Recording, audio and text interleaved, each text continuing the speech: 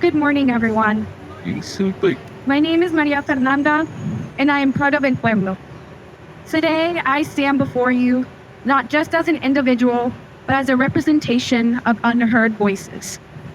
Those voices come from the Hispanic and Latina community, a community made up of families like my own, neighbors, and friends.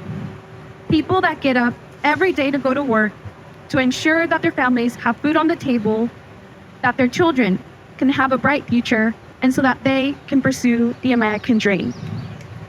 A dream that for many seems far and unreachable due to the anti-immigrant policies our state is trying to pass, which aims to silence our community by imposing fear. I would like to briefly share some background about who I am. I am a first-generation college student and a very proud daughter of two hardworking immigrant parents. Their sacrifices have shaped who I am today, instilling in me the values of generosity and compassion.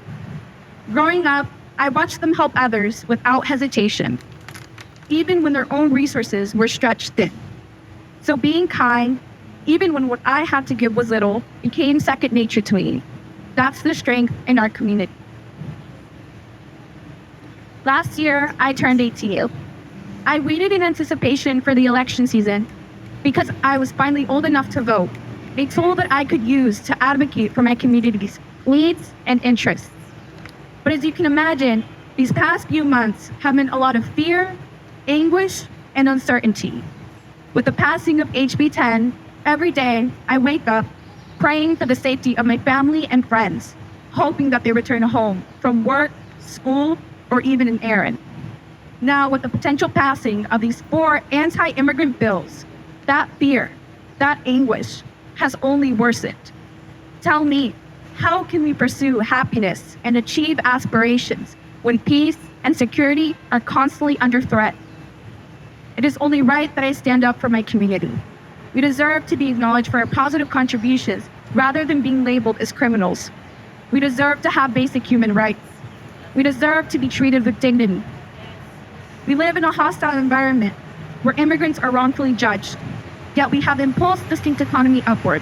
We contribute meaningfully by making up a large portion of essential workers and taxpayers, yet benefit from none of it. The injustices we've witnessed are the reason why I'm here. I will continue to fight for an equitable and inclusive society, not only for my generation, but for the ones to come.